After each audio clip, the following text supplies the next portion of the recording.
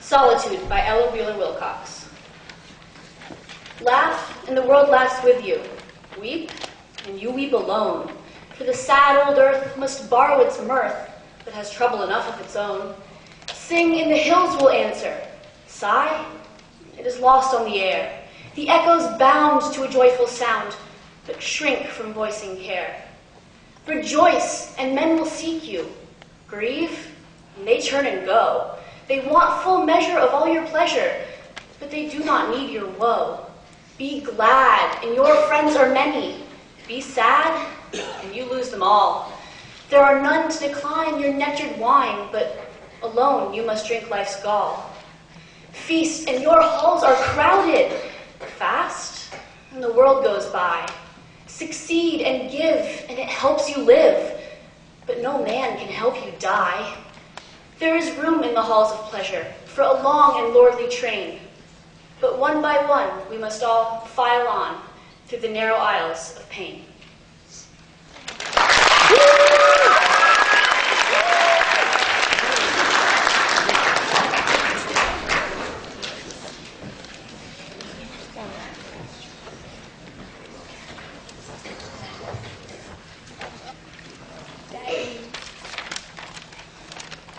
Do Not by Stevie Smith.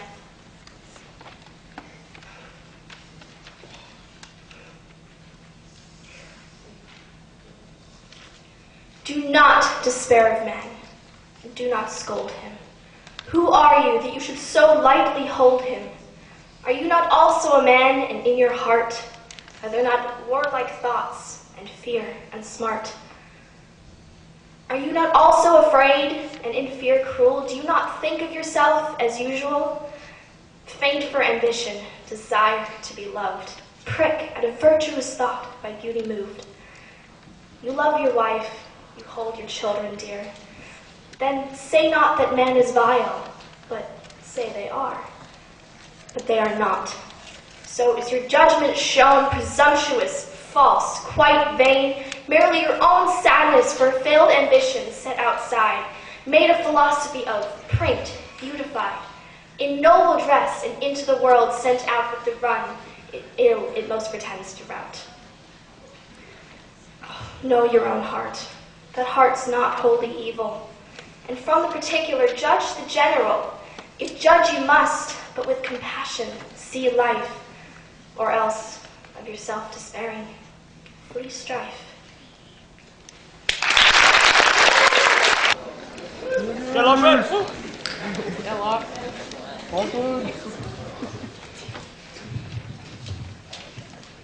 When I Am Asked by Lizelle Mueller.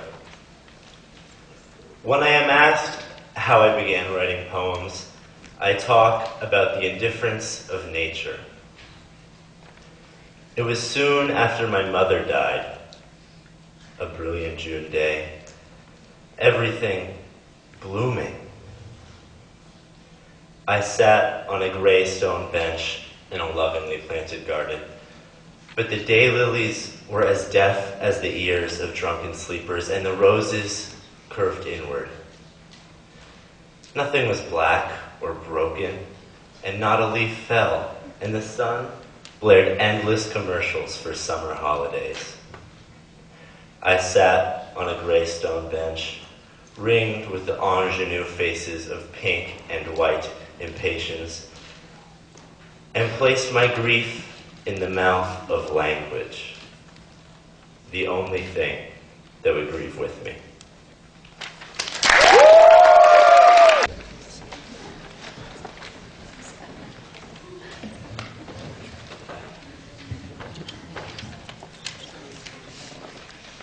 Ego by Denise Du Hamel. I just didn't get it.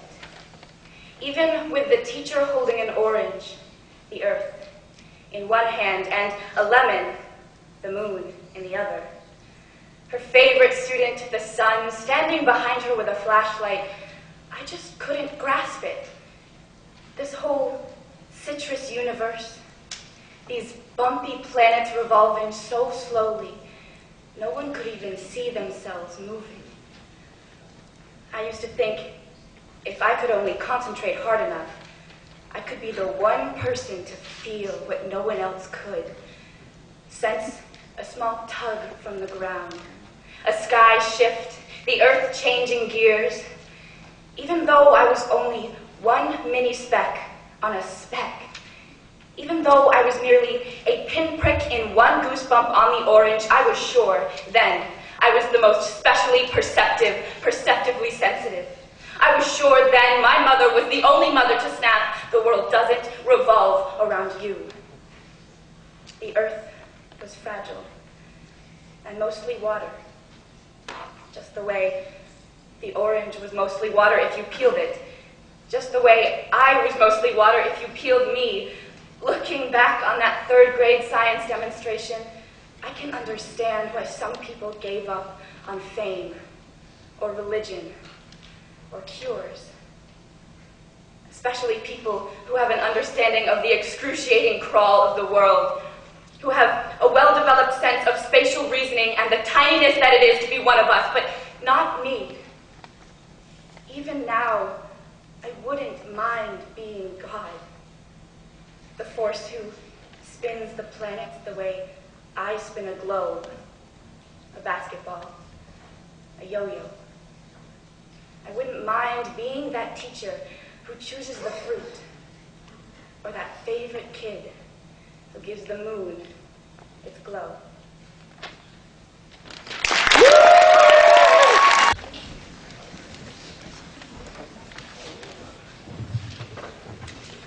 The Cities Inside Us by Alberto Rios.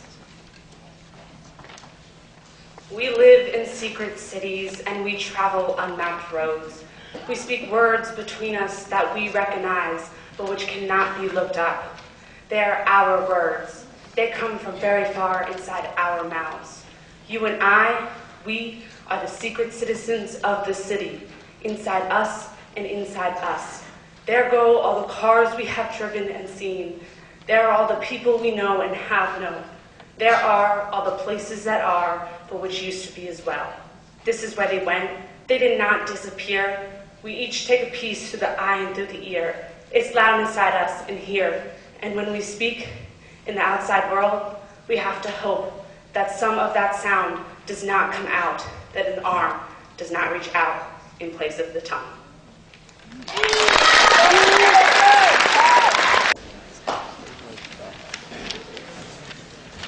Dream Song 14 by John Berryman. Life, friends, is boring. We must not say so after all. The sky flashes, the great sea yearns. We ourselves flash and yearn. And moreover, my mother told me as a boy, repeatedly, ever to confess that you are bored means that you have no inner resources. I conclude now that I have no inner resources because I am heavy bored. Peoples bore me, literature bores me, especially great literature. Henry bores me with his plights and gripes, as bad as Achilles, who loves people and valiant art, which bores me. And the tranquil hills and gin look like a drag, and somehow a dog has taken itself and its tail considerably away into mountains or sea or sky, leaving behind me. Why?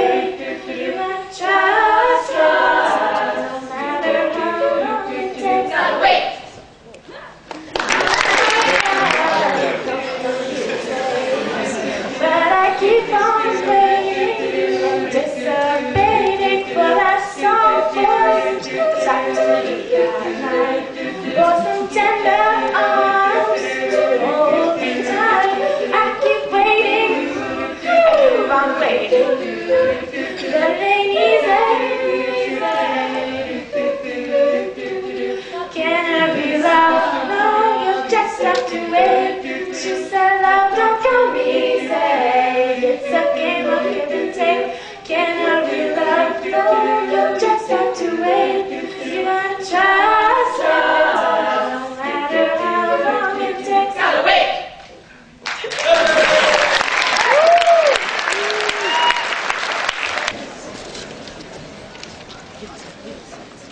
Domestic Situation by Ernest Hilbert. Maybe you heard about it. Maybe not. A man came home one day and chucked his girlfriend's cat into the wood chipper. This really happened. Dinner wasn't ready on time. A few other things went wrong too. He spat on her father, who came out when he learned about it. He broke her pinky, stole her checks, and got her sister pregnant. But she stood by him, stood strong through it all. Because she loved him. She loved him, you see, she actually said that. And then she went and married him. She felt some unique call. Don't try to understand what another person means by love. Don't even bother.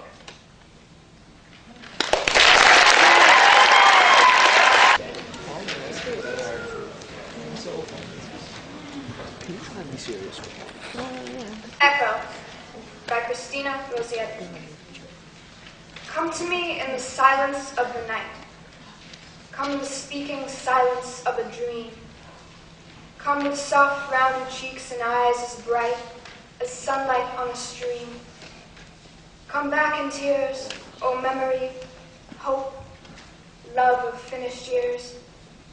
O dream, how sweet, too bittersweet, whose waking should have been in paradise, where souls brimful of love abide and meet, where thirsting, longing eyes watch the slow door that opening, letting in, lets out no more.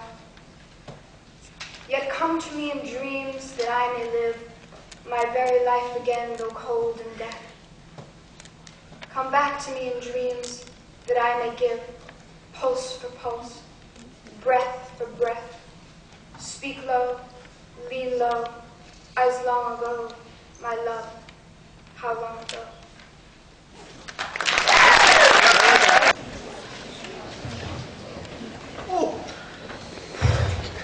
Icebound by Walter Bargan. Sky's gray sheet spreads icy rain. Through the night we heard the branches cracking. Now they bend with the bowed ache of apostrophes. Back to the window, sitting on the couch, we listen as the radio announces the list of schools closed. An hour earlier, I inched my way along the road, tires spinning toward the ditch. Now I read aloud to a teenage daughter who tolerates my foolishness, my claim that Lao Tzu traversed a more slippery world. With 2 books open on my lap, one in my hand, 2 on the floor, I am surrounded by imperfect translations. A gathering chaos, something mysteriously formed, without beginning, without end, formless and perfect. She responds, sure, I know that, so what? I persist. That existed before the heavens and the earth, before the universe was born. She's ready to go upstairs and listen to the radio. I ask, what was her face before her parents were born? She answers, nothing. I ask again. She says it again. Where are the angels, knights on humble knees, the psalms of faith, the saints of daylight? She walks out of the room. I am surrounded by thin books. How pointless to go anywhere on this day, or maybe any other. But then the time comes when there is no other way but to stand firm on ice.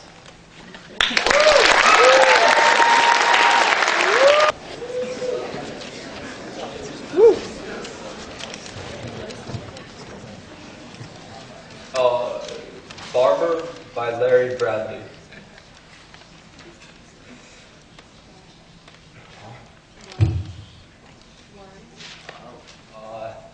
Learn from the man who spends so much of his time speaking to the back of your head, knowing what it means to follow the razor's edge along a worn strop or random thoughts as they spring so invisibly from the mind to a mouth.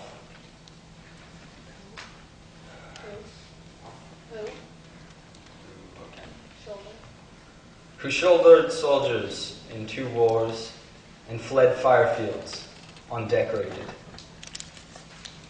who fathered once but was fatherless forever.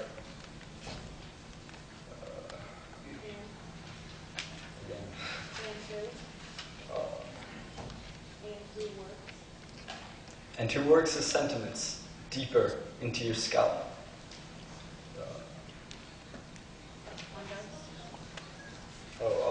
Under the sign on knotty pine walls, whose rubric reads, Quot omnes tot sententia, which means he sees in you his suffering, smells of whorehound, tonics and gels, pillowheads, powders, and a floor full of snippings, swept neatly every evening into a pile for the field mice. All those roundabout hours, only a man who fixes his tie to clip crabgrass, crowding a lady's grave, could believe. With a certain clean devotion, and who would never, for one moment, dream of hurting you when your back was turned.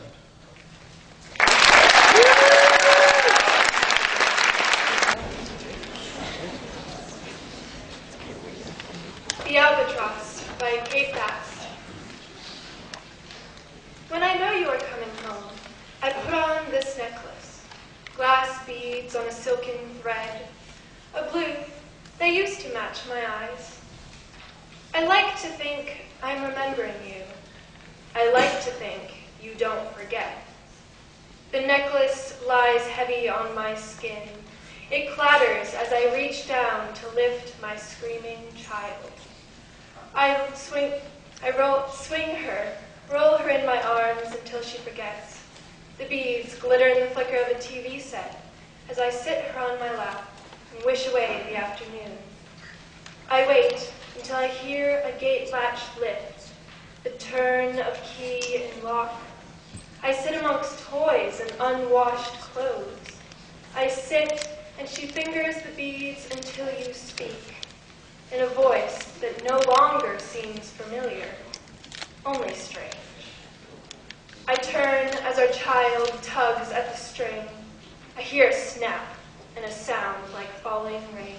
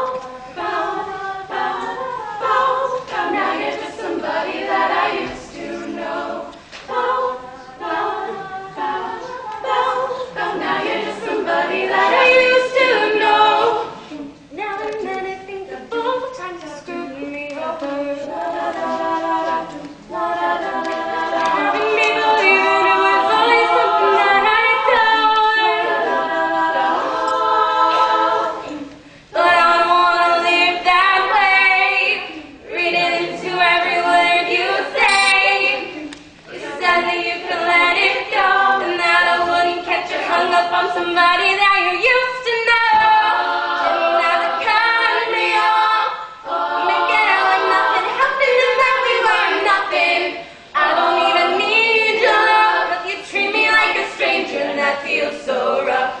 No, you didn't have to stoop so low. Have your friends collect your records and then change your number.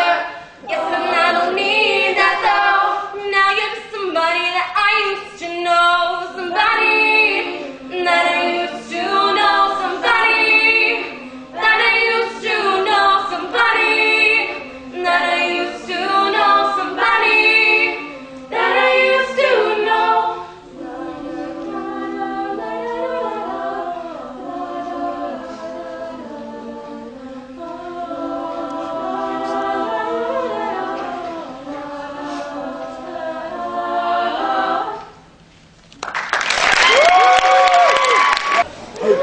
You should sing a song. I think it's Apart from For the Whole by Robert Francis. When others run to windows or out of doors to catch a sunset hole, he is content with any segment anywhere he sits. From segment, fragment, he can reconstruct the whole. Prefers to reconstruct the whole, as if to say, I see more, seeing less. A window to the east will serve as well as a window to the west, for the eastern sky echoes the western sky. And even less, a patch of light that picture glass happens to catch from window glass, fragment of fragment, flawed, distorted, dulled, nevertheless gives something unglassed nature cannot give. The old obliquity of art, and proves part may be more than whole, least may be best.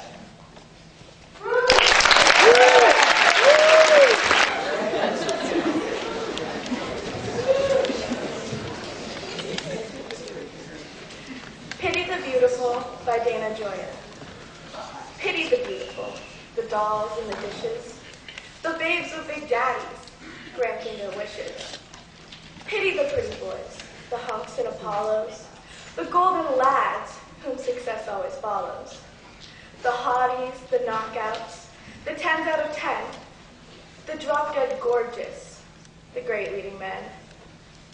Pity the faded, the bloated, the blousy, the paunchy Adonis, whose looks come lousy.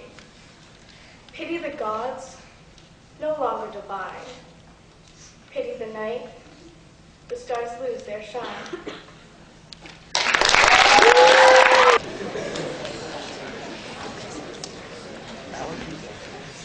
Sonnet 18, Shall I Compare Thee to a Summer's Day by William Shakespeare. Shall I compare thee to a summer's day? Thou art more lovely and more tempered. Rough winds do shake the dawn buds of May, and summer's lease hath all too short a date. Sometime too hot the eye of heaven shines, and often is his gold complexion dimmed, and every fair from fair sometime declines, by chance or nature's changing course untrimmed. But thy eternal summer shall not fade, nor lose possession of that fair thou oust, nor shall death brag thou wanderest in his shade, when the eternal lines of time thou growest. So long as men can breathe, or eyes can see, so long as this and this gives luck to thee.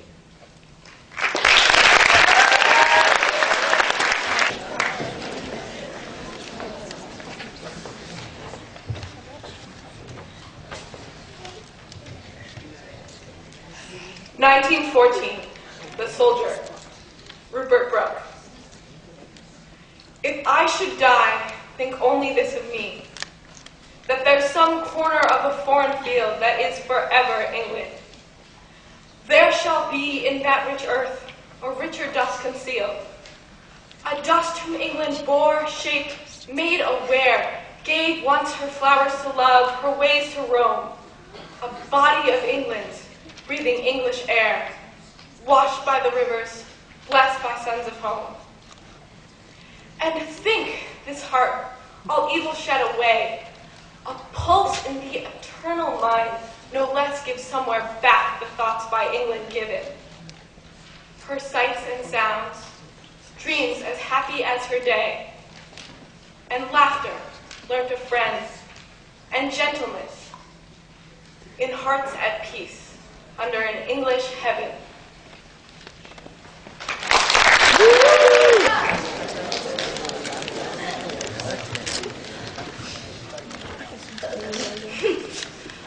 death of a favorite cat, drowned in a tub of goldfishes, by Thomas Gray.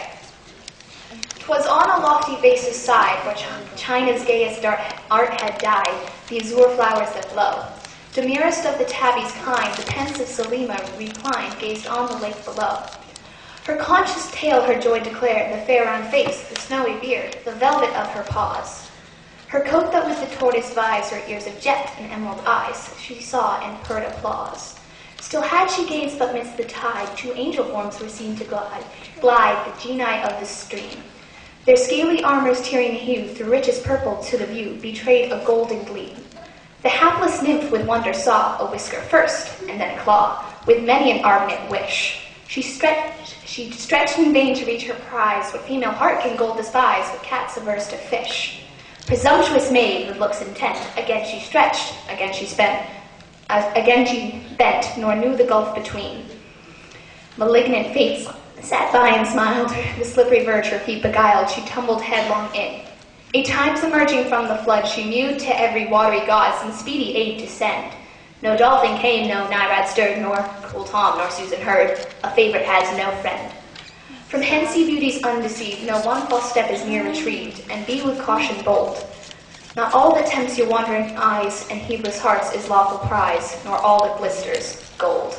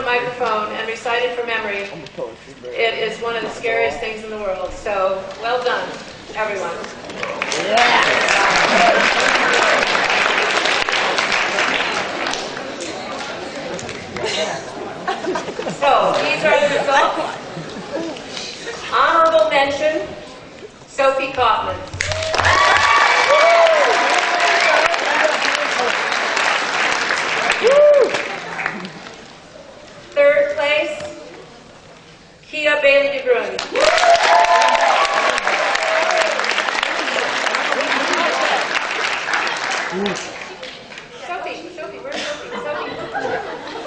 Sophie.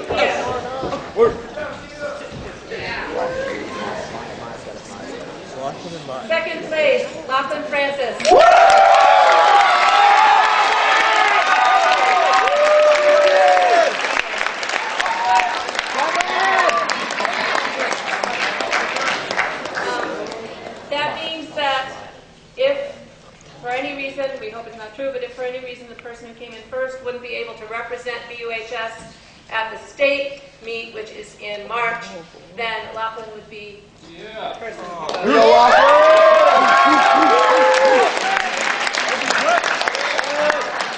And first place this year in Poetry Out Loud, Maya Gilman.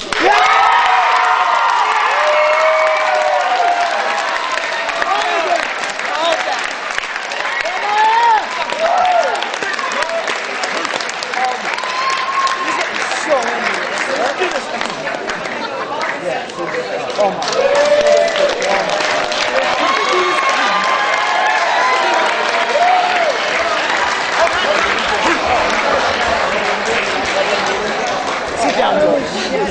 I literally did the same thing. I was looking at on the Yeah, I'm supposed to sit down in front of you.